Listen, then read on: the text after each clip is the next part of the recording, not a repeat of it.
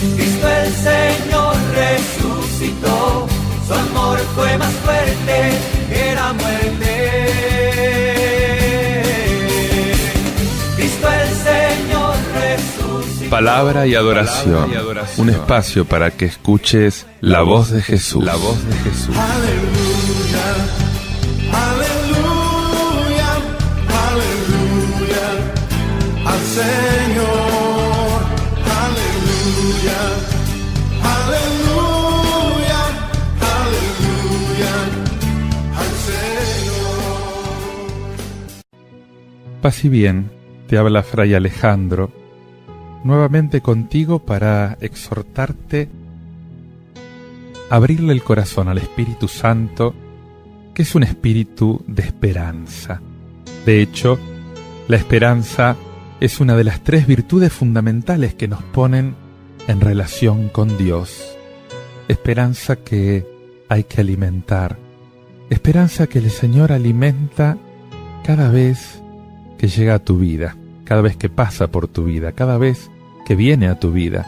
Por eso es tan importante abrirle las puertas a este Redentor que viene a rescatarte de la monotonía, que viene a rescatarte de la muerte, que viene a rescatarte del aburrimiento, que viene a rescatarte de todas esas formas de pequeñas muertes que nos van agriando o amargando la vida cada vez más. Te quiero presentar 2 anunciaciones. Una anunciación que el Señor le hizo a David, y después te voy a presentar una anunciación que el Señor le hizo a María. Estas anunciaciones las podés encontrar en la palabra de Dios. Podés leer el 2 libro de Samuel, en el capítulo 7, en adelante. Y allí tenés la anunciación a David. Escuchá lo que dice. Cuando David se estableció en su casa y el Señor le dio paz, librándolo de todos sus enemigos de alrededor, el rey dijo al profeta Natán: «Mira, yo habito en una casa de cedro, mientras el arca de Dios está en una tienda de campaña». Natán respondió al rey: «Ve a hacer todo lo que tienes pensado, porque el Señor está contigo». Pero aquella misma noche la palabra del Señor llegó a Natán en estos términos: «Ve a decirle a mi servidor David, así habla el Señor: ¿eres tú el que me va a edificar una casa para que yo la habite? Yo te saqué del campo de pastoreo, de detrás del rebaño, para que fuera jefe de mi pueblo Israel. Yo estuve contigo donde quiera que fuiste, y exterminé a todos tus enemigos delante de ti. Yo haré que tu nombre sea tan grande como el de los grandes de la tierra. Fijaré un lugar para mi pueblo Israel, y lo plantaré para que tenga allí su morada. Ya no será perturbado, ni los malhechores seguirán oprimiéndolo como lo hacían antes, desde el día en que establecí jueces sobre mi pueblo Israel. Yo te he dado paz, liberándote de todos tus enemigos. Y el Señor te ha anunciado que Él mismo te hará una casa. Sí, cuando hayas llegado al término de tus días y vayas a descansar con tus padres, yo elevaré después de ti a uno de tus descendientes, a uno que saldrá de tus entrañas, y afianzaré su realeza. Seré un padre para él, y él será para mí un hijo. Tu casa y tu reino durarán eternamente delante de mí, y tu trono será estable para siempre. ¿Tú me vas a construir una casa a mí? Casi irónicamente se lo dice el Señor. Y lo ayuda a David a tomar conciencia, a reflexionar sobre todo lo que el Señor había hecho en su vida, sobre todos los beneficios que había recibido, y qué poco podía ofrecerle él al Señor más que obediencia y docilidad para cumplir sus mandatos. Es por esto que el Señor le promete, jugando con esta palabra casa, que no se refiere a la casa para vivir o al templo como casa de Dios, sino a la casa como dinastía, como descendencia. Evidentemente que esta descendencia apunta directamente a Jesús, apunta directamente al Mesías.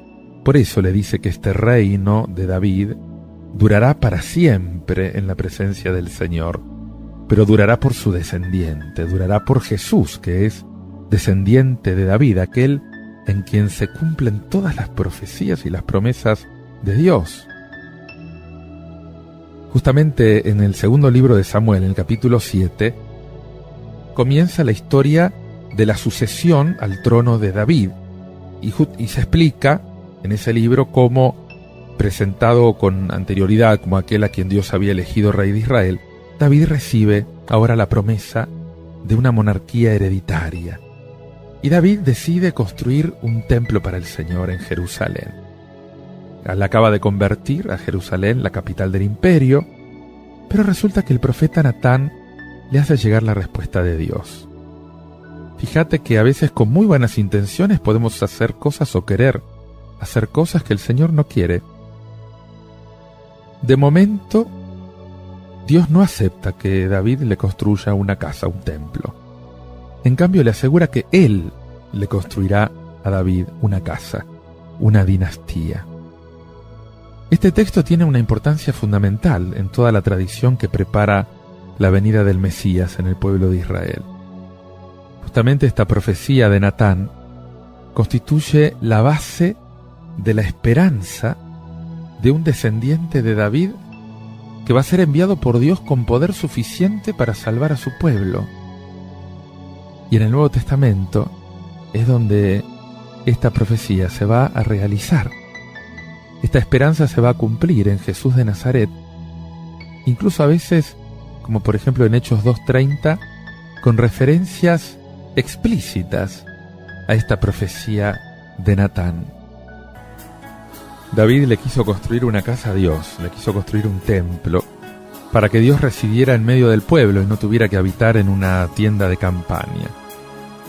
Sobre todo quería obrar así porque él mismo se había mandado construir con todo su poder un verdadero palacio, y a lo mejor tenía remordimientos. David lo dominaba todo, lo controlaba todo, lo poseía todo. Al único que no podía dominar era Dios. Y justamente esto es lo que está explicando el profeta Natán.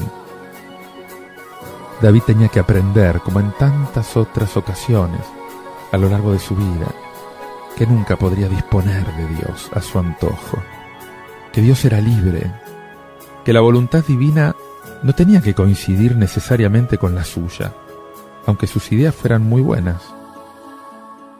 Más bien tenía que procurar descubrir cuál era la voluntad de Dios para llevarla a cabo.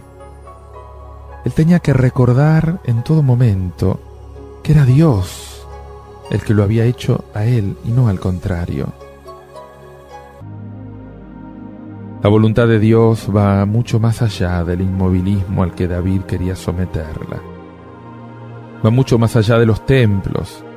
La voluntad de Dios se va a cumplir en su plan de salvación en la historia, cuando Dios se hará presente en la historia, en tu historia, en la mía, en la historia de la humanidad. Y entonces será grande, será llamado Hijo del Altísimo, dice el Evangelio. El Señor Dios le dará el trono de David, su padre. ¿Te das cuenta? Está hablando de Jesús. Es Jesús el que poseerá el trono de David. No porque David lo haya dispuesto, sino porque Dios lo quiso. Padre Santo, gracias. Gracias por esta promesa que le hiciste a David. Él quería construirte una casa y fuiste tú el que le construyó una casa, el que nos prometió un Mesías, Jesús, aquel que está sentado ahora, glorioso y reinante sobre el trono de David. Gracias, Padre. Gracias porque sé que este es mi verdadero Rey, porque lo puedo adorar, porque sé que es un Rey que reina con justicia, Un rey que reina para mi bien, que se ocupa de mí, que aunque está sentado en un trono en el cielo no está lejos, que está cerca, porque Él quiere sobre todo reinar en mi corazón, quiere reinar en mis sentimientos, quiere reinar en mi vida, quiere reinar en mí. Gracias, Padre, por habernos enviado a tu Hijo. Te invito a anhelar la venida de Jesús a tu vida con este canto de Julissa. Quiero que nazca Jesús.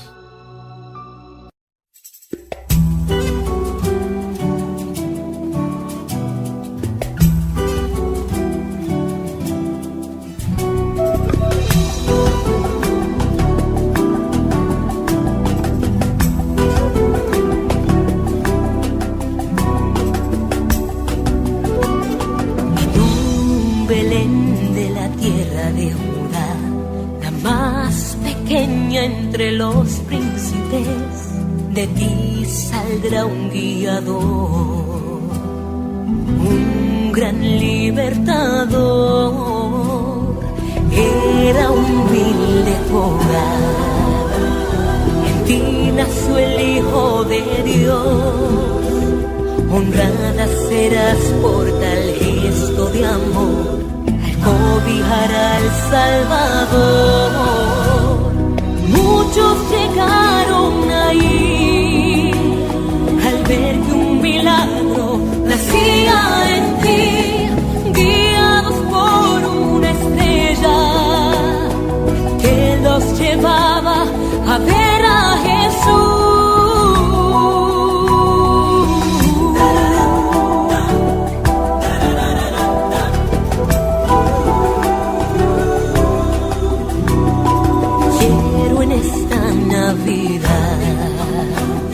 Ser la tierra de Belén, la más pequeña quizás, queriendo que nazcas en mí. Es muy humilde mi hogar, es un establo también, queriendo ser lleno de luz. Quiero que nazca Jesús, quiero que lleguen a mí, al ver que has nacido y que brillas en mí, reflejar como una estrella, que vean la imagen de Cristo en mí.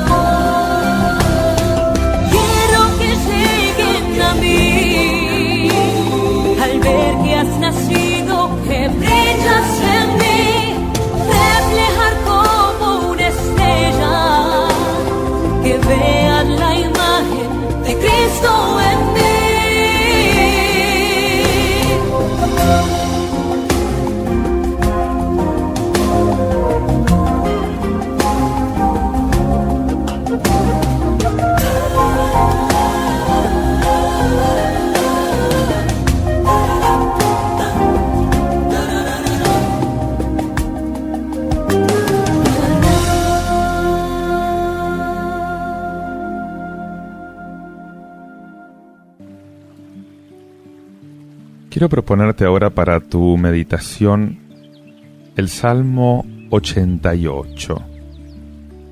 Un salmo que, más que cualquier otro, te diría que tiene que orarse en 3 tiempos inseparables. Es una oración escrita por Israel, y la misma oración del pueblo de Israel está presente en todas las líneas del Salmo. ¿Cuál es la situación que evoca? Es la entronización real, una entronización real dentro de la dinastía del rey David en Jerusalén. Y el cuadro de fondo del Salmo es todo ese fin dramático que tuvo la realeza en Israel bajo los golpes de Nabucodonosor, cuando se invadió el reino y fue destruido. Y el decorado, el trasfondo de este salmo, es toda la geografía de Palestina. Se nombran los montes del Tabor, del Hermón, las fronteras al occidente, marcadas por el Mediterráneo, al oriente por los ríos, el Tigris, el Éufrates. Y cuando se desea el éxito al rey en todas sus campañas, se le hace decir a Dios: extenderé su poder sobre el mar y su dominio hasta el gran río. Y el fondo o el trasfondo cultural del salmo y religioso está basado en la alianza entre Dios y el pueblo elegido. Un salmo real, un salmo cuyo fondo es la ceremonia de entronización de un nuevo rey. Aparecen el trono, los atavíos reales, la corte, el palacio, los guardias, la campaña para vencer a los enemigos. Pero, y acá está el pero, estamos en Israel. Y sabemos que el régimen político del pueblo de Israel tiene un carácter muy particular. ¿Por qué? Porque el verdadero rey de Israel es Dios. En realidad el rey es un representante de Dios. Y por esto el poema en realidad es un himno que le canta al poder real de Yahvé. Fíjate toda esta letanía de alabanza que exalta ese poder cósmico de Yahvé como rey. Tú dominas la soberbia del mar, tú amansas la hinchazón del oleaje, tú traspasaste y despojaste a Rahab, un monstruo marino con el que tenía potencia infernal. Tu brazo potente desbarató al enemigo, tú cimientas el orbe y cuanto contiene, tú creas el norte y el mediodía, tú tienes un brazo vigoroso. Pero para Israel, la maravilla de las maravillas no es esto, es mucho más que la creación. La maravilla de las maravillas es la alianza. Bienaventurado el pueblo que sabe aclamar, que camina a la luz de tu trono. Danza de alegría todo el día, tú eres nuestra fuerza. Tú acrecientas nuestro vigor. Israel, todo el pueblo de Israel, tiene conciencia de ser amado, de ser elegido, de ser mimado por Dios. Por eso hay dos palabras que forman una especie de pareja que se repiten 7 veces y no es una coincidencia, porque el número es el signo de la perfección. Y esas palabras son amor y fidelidad. Y la unión de estas dos palabras, amor y fidelidad, hace justamente énfasis en la estabilidad, en esa perennidad del amor, con algunas ideas que refuerzan mucho más este sentido. 7 veces aparecen las palabras sin fin, para siempre. Así es el amor. Así es la fidelidad del Señor, es para siempre. Y la alianza con el conjunto del pueblo está simbolizada en la alianza con el rey. Por eso David va a ser el modelo. Toda la segunda parte del Salmo es el recuerdo de esa famosa profecía de Natán que anunciaba la estabilidad de la dinastía de David hasta el final de los tiempos. ¿Te acordás? 2 Samuel 7. Pero toda la primera parte, el himno, el oráculo, es simplemente la introducción a la tercera. La tercera es un lamento. Es el lamento por el desastre del derrumbe de la dinastía, del derrumbe de la realeza en Israel, de la invasión. Y vienen a la memoria esos pequeños reyes, por ejemplo Joaquín, que fue llevado en cautiverio cuando tenía 18 años por Nabucodonosor, o Sedecías, el último rey, cuyos hijos fueron degollados ante sus propios ojos. A él mismo le arrancan los ojos después. Fíjate que la audacia de la oración de este salmo invierte la letanía y la convierte en una especie de letanía de reproches. En vez de eres tú, repetido con insistencia, ahora viene tú has, echado de lado como si hubieras sido infiel a tus promesas y a tu poder. Has roto la alianza, has profanado la corona, has derribado las murallas, has reducido a escombros sus fortalezas, has acrecentado el poder del adversario y has alegrado a los enemigos. Has quebrado su cetro glorioso y has derribado su trono. Has acortado los días de su juventud y lo has cubierto de ignominia.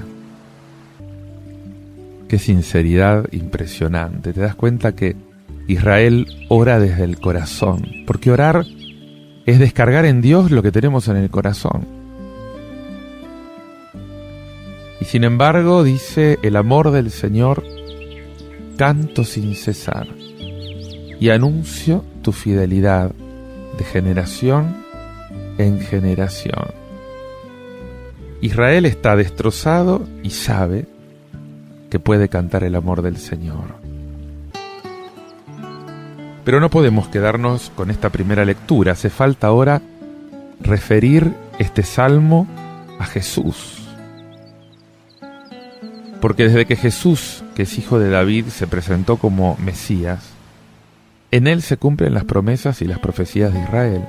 Y llama la atención el paralelismo extraordinario que hay entre los anuncios del Salmo y lo que de hecho se realizó en la vida de Jesús. El Mesías despreciado, el Mesías escarnecido, y que sin embargo clamó a los cuatro vientos: sin cesar canto el amor del Señor, y de generación en generación anunciaré tu fidelidad. Solamente en Jesucristo este salmo alcanza su pleno sentido. Solo Él puede decir en plenitud: tú eres mi Padre. Él es el verdadero Mesías, Él es el verdadero ungido, el Cristos, el consagrado por el Espíritu Santo. Impresiona colocar todo este lamento en los labios de Jesús durante su pasión. Él sabía que era rey. Dice: sí, yo soy rey, pero mi reino no es de este mundo. ¿Recordás? Juan 18:33. Hay que decir que la resurrección es el centro de la fe cristiana y que la resurrección da respuesta definitiva a los interrogantes y a las promesas del Antiguo Testamento. ¿Hasta cuándo estarás escondido? ¿Nos habrías creado para la nada? ¿Quién puede vivir y no ver la muerte? ¿Dónde está tu primer amor, Señor? Jamás violaré mi alianza. Su trono permanecerá para siempre, como el sol en mi presencia, como la luna puesta para siempre. Testigo fiel allá arriba. Sin la Pascua, todas estas promesas son irrisorias, pero Cristo resucitó y las promesas se cumplieron. Escucha el texto. Cantaré eternamente el amor del Señor. Proclamaré tu fidelidad por todas las generaciones, porque tú has dicho: mi amor se mantendrá eternamente. Mi fidelidad está afianzada en el cielo. Yo sellé una alianza con mi elegido. Hice este juramento a David, mi servidor. Estableceré tu descendencia para siempre. Mantendré tu trono por todas las generaciones. Él me dirá: tú eres mi Padre, mi Dios, mi roca salvadora. Le aseguraré mi amor eternamente, y mi alianza será estable para él. ¿Y cómo podemos adaptar a nuestro tiempo este salmo, este mensaje? Sabés que si queremos orar de verdad y no solamente recordar el pasado mediante reconstrucciones históricas, este salmo hay que trasladarlo a la actualidad. Y a pesar de todas las apariencias particulares que tenga este salmo, tiene en realidad un trasfondo universal. A pesar de estar situado en el pasado, tiene una actualidad impresionante. Es necesario creer en Dios a pesar de todas las apariencias contrarias. La fe se prueba cuando te va mal, no cuando te va bien. La esperanza se prueba cuando te va mal, no cuando te va bien. Además, ¿quién sabe en realidad si te está yendo mal o te está yendo bien? Dios tiene la verdadera perspectiva de las cosas. Hoy, como en aquel tiempo, se vive la fe de la misma manera. Y el reino de Dios es como un campo de trigo que está lleno de hierba mala. Y están mezclados los gérmenes de la vida con las semillas de la muerte. Y el enemigo aparentemente triunfa. Aparentemente. Pobre rey, nuestro Dios, que parece impotente, que no se defiende, que se deja crucificar. Y hay que decirlo de una vez. ¿Hasta cuándo estarás escondido? Eso dice el Salmo. ¿Hasta cuándo estarás escondido? Y después dice, bendito sea el Señor para siempre. Es que también en nuestra oración decimos lo mismo. A veces gritamos, ¿hasta cuándo vas a estar escondido? ¿No te das cuenta lo que me está pasando? Y después el Señor me tapa la boca y tengo que decirle, bendito sea Señor para siempre. Por eso, las situaciones de fracaso están llamadas a convertirse en un llamado a la esperanza. Y la experiencia de la fragilidad es la que justamente le hace experimentar al hombre con mayor firmeza la necesidad de una estabilidad que le viene de Dios. Acuérdate, Señor, cuán breve es mi vida. Todas las pruebas personales, las pruebas colectivas, pueden cambiar nuestros sentimientos de fe y de esperanza en una rebeldía contra Dios. Baste pensar cuántas personas dejan la fe, se rebelan contra Dios en momentos difíciles. Pero también se pueden convertir en un trampolín para una esperanza mayor, para una esperanza purificada, probada, robustecida, que verdaderamente sea un triunfo sobre la dificultad. Y Dios nos sorprende siempre, más allá de toda previsión. Él nos creó para la felicidad de vivir. Él es el Todopoderoso. Pero sucede que con frecuencia nos desconcierta, nos sorprende. Su vida no es como la nuestra. Su poder tampoco es como el nuestro. Sucede que Dios supera una y otra vez nuestras concepciones de las cosas, que no necesita de las apariencias de vida y de poder para ser el poderoso y el viviente. La misma muerte no tiene poder sobre él. Él es totalmente otro. Nadie esperaba que el Mesías de Dios apareciera como un Jesús muerto en una cruz, como un carpintero. Nadie se lo esperaba eso.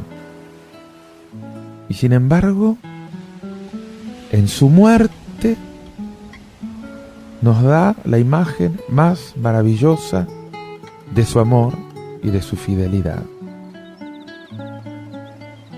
Y eso es un secreto que permanece oculto a los corazones superficiales. Superficialidad que, convengamos, hoy abunda. Abunda tanto la superficialidad como el ateísmo, van juntos. Una persona superficial, una persona que corre por la vida haciendo esquí acuático, o sea, a alta velocidad pero siempre en la superficie, esa es la característica del hombre contemporáneo. Velocidad y superficialidad. Esto permanece oculto, lógico. Hasta que un choque, a veces literal, te frena. Dejas de correr y empezás a preguntarte, Este secreto, estos secretos de Dios, los misterios, permanecen ocultos al corazón superficial. Por eso hay que gritar con el Salmo: abre nuestros ojos a las maravillas de tu amor. Y entonces sí, puedo decir con el Salmo: cantaré eternamente tu amor, Señor. Y como Dios siempre está, aunque yo no me dé cuenta, te invito ahora a orarlo escuchando este canto de Omar Herrera, Dulce Compañía. Acordate, Él siempre está.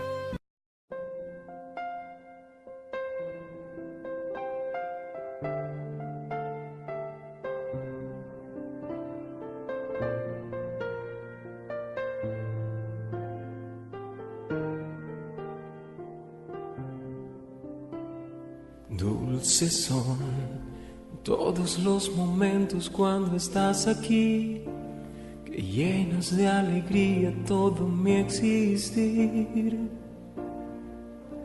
Y lo oscuro se hace claro, lo pesado y es liviano y es por ti. Dulces son, Señor, de tus palabras me alimento yo. Tú sanas las heridas de mi corazón. Con tu amor y tu ternura, tu consuelo y la dulzura de tu espíritu.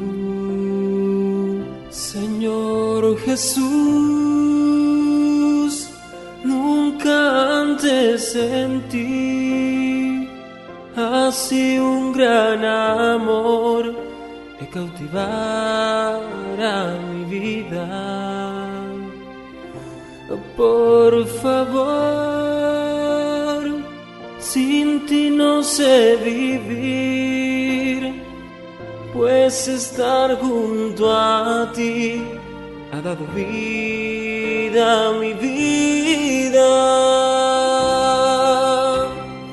Dulce compañía, Señor, en mis noches y mis días, en primaveras, en veranos, y en invierno mi calor.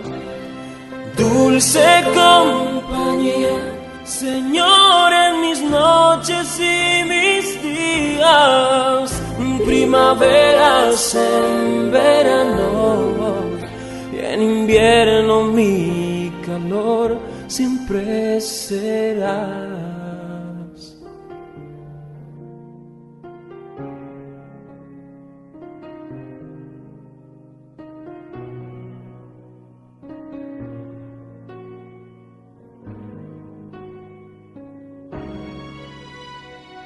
Dulces son todos los momentos cuando estás aquí, que llenas de alegría todo mi existir.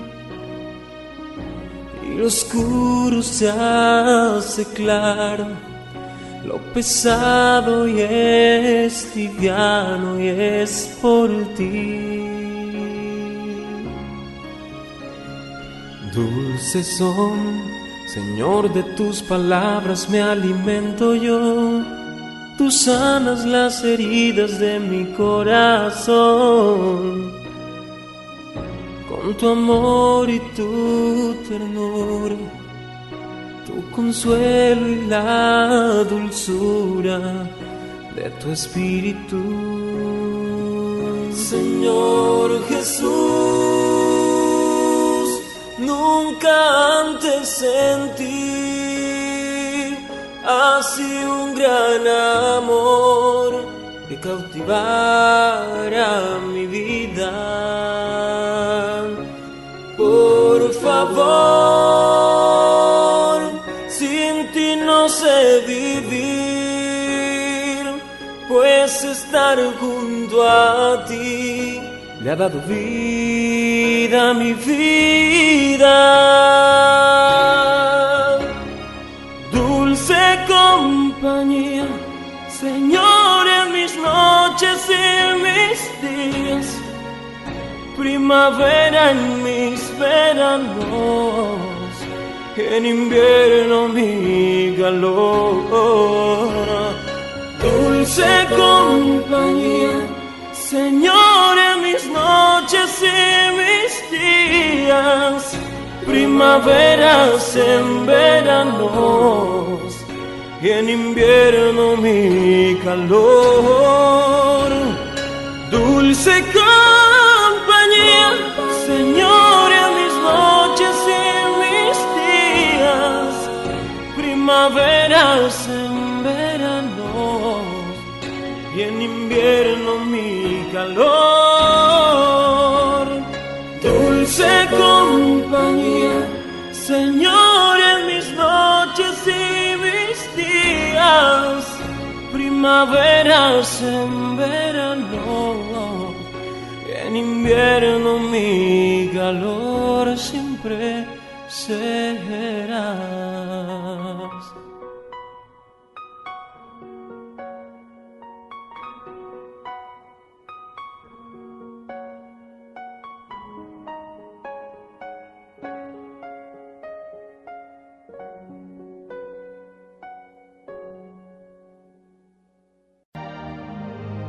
La anunciación de la que quiero hablarte es la anunciación a María. Puedes encontrar el relato en el Evangelio de Lucas, capítulo 1, versículos del 26 al 38. El ángel Gabriel, enviado por Dios, se le aparece a esta joven y le habla. Escucha lo que le dice. El ángel Gabriel fue enviado por Dios a una ciudad de Galilea llamada Nazaret, a una virgen que estaba comprometida con un hombre perteneciente a la familia de David, llamado José. El nombre de la virgen era María. El ángel entró en su casa y la saludó diciendo: «Alégrate, llena de gracia, el Señor está contigo». Al oír estas palabras, ella quedó desconcertada y se preguntaba qué podía significar ese saludo. Pero el ángel le dijo: «No temas, María, porque Dios te ha favorecido. Concebirás y darás a luz un hijo, y le pondrás por nombre Jesús. Él será grande y será llamado Hijo del Altísimo. El Señor Dios le dará el trono de David, su padre. Reinará sobre la casa de Jacob para siempre, y su reino no tendrá fin». María dijo al ángel: «¿Cómo puede ser eso, si yo no tengo relación con ningún hombre?» El ángel le respondió: «El Espíritu Santo descenderá sobre ti, y el poder del Altísimo te cubrirá con su sombra. Por eso, el niño será santo y será llamado Hijo de Dios. También tu parienta Isabel concibió un hijo a pesar de su vejez, y la que era considerada estéril ya se encuentra en su 6º mes, porque no hay nada imposible para Dios». María dijo entonces: «Yo soy la servidora del Señor, que se haga en mí según tu palabra». Y el ángel se alejó. Concebirás y darás a luz un hijo. Qué anuncio maravilloso el del ángel a María, que nos puede hacer pensar que el centro de este relato es María, y sin embargo no es así. El centro de este relato es Jesús. Estamos en el capítulo 1 del Evangelio de San Lucas. Y a Lucas le interesa dejar en claro de quién está hablando. Lucas tiene mucho interés en dejar bien en claro que aquel del que quiere contar su biografía, sus dichos, de aquel del que quiere proclamar la buena noticia que él trajo, no es un hombre cualquiera. Ni siquiera es un gran hombre. No es un profeta, no es un rey, no es un revolucionario, ni siquiera el más grande de los profetas, de los hombres o de los revolucionarios. Lucas quiere dejar en claro la identidad de aquel que tiene que nacer. Y justamente lo que quiere recalcar es que la verdadera identidad de Jesús de Nazaret, ese que como hombre nace de María, que como hombre toma carne, en realidad es al mismo tiempo el Mesías y el Hijo de Dios. Aquello que maravillosamente va a relatar el prólogo del Evangelio de San Juan. El Verbo, la palabra eterna, que estaba frente a Dios eternamente, se hizo carne, tomó carne. Tomó de María fragilidad, tomó sus tendones, su torrente sanguíneo, tomó un cerebro, tomó una inteligencia humana, tomó fragilidad, tomó la capacidad de sufrir dolor. María le dio nuestra carne, le dio nuestra pequeñez, nuestra pobreza, nuestra debilidad, nuestra capacidad de sufrir. Eso le entregó María en nombre de toda la humanidad al Dios del universo, al Verbo por quien fueron creadas todas las cosas. Ese Verbo que quiso someterse al sí de una mujer simple. María podría haber dicho que no. María dijo que sí, y se transforma en un modelo de discípulo. María te enseña a decir que sí a Dios, más allá de lo que se pueda entender, más allá de lo que se pueda comprender. El sí de María es escuela de aprendizaje, es escuela de todo lo maravilloso que Dios te muestra y te puede dar si estás dispuesta a darle un sí y no a pedirle explicaciones de todo lo que va a hacer. Este texto está lleno de referencias a la identidad de aquel que tiene que nacer. Aparece su nombre propio, Jesús. Lucas no se preocupa de buscar etimologías relacionadas con la salvación como hace Mateo.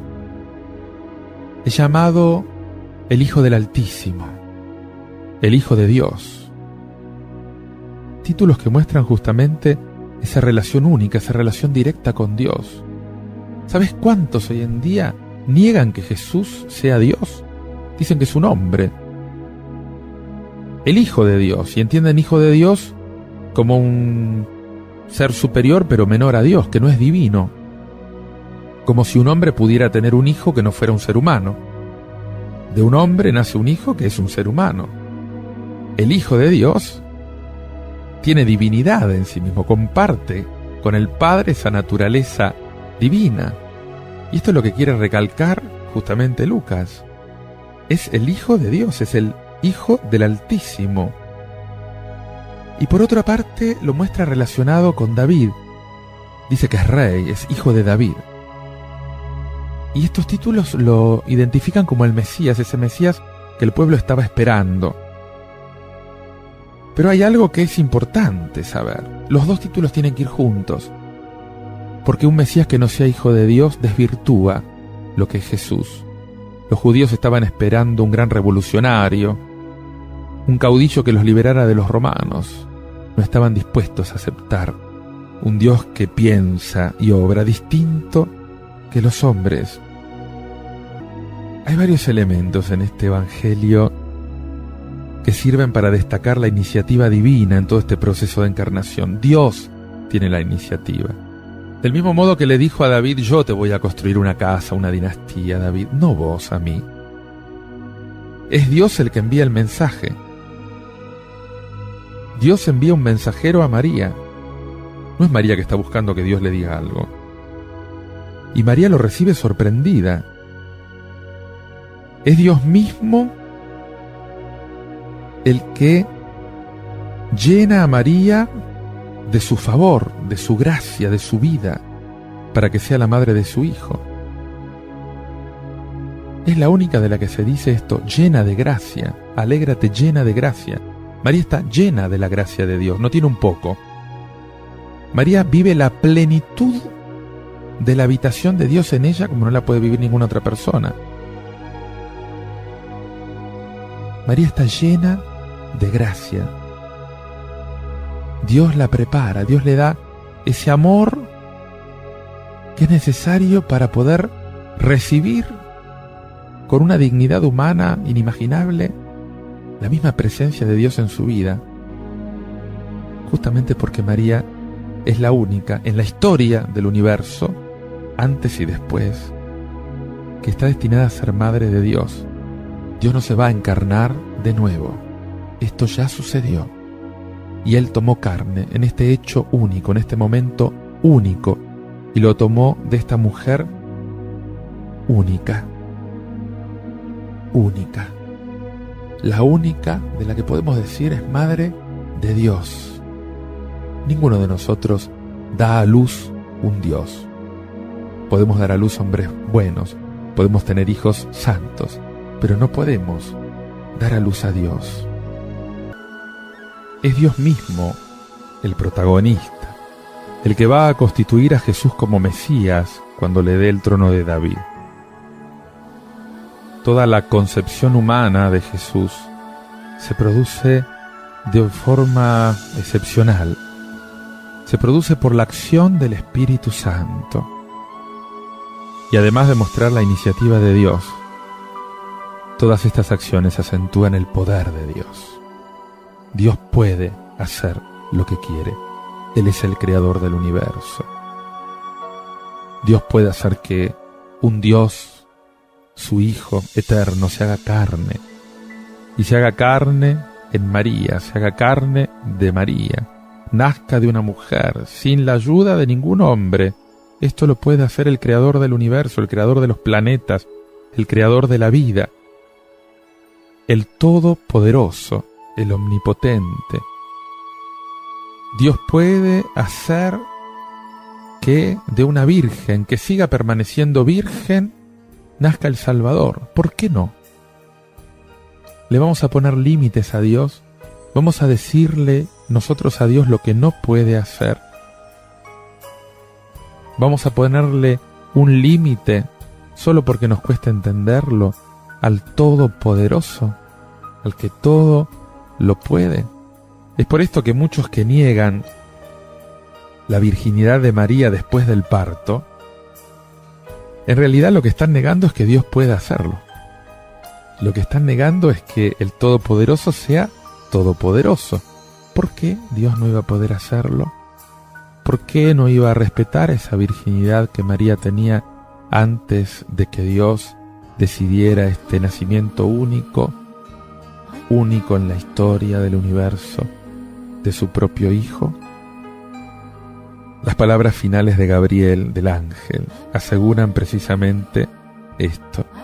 No hay nada imposible para Dios. Y esto hace alusión muy probablemente al relato de esa concepción excepcional de Isaac en el libro del Génesis. ¿Te acordás? Génesis 18:14.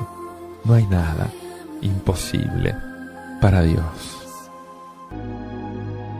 Te invito ahora a meditar en todo esto, a anhelar a Jesús en tu corazón, escuchando este tema del Grupo Rojo.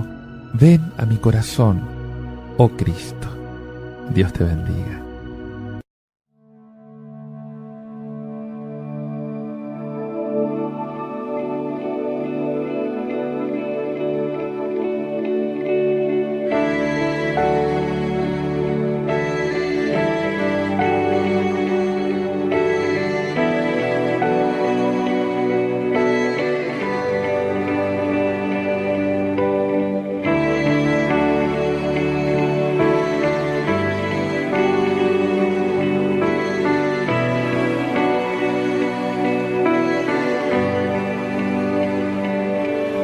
Dejaste tu trono y corona por mí al venir a Belén a nacer. Mas a ti no fue dado el entrar en mesón y en pesebre te hicieron yacer. Ven a mi corazón.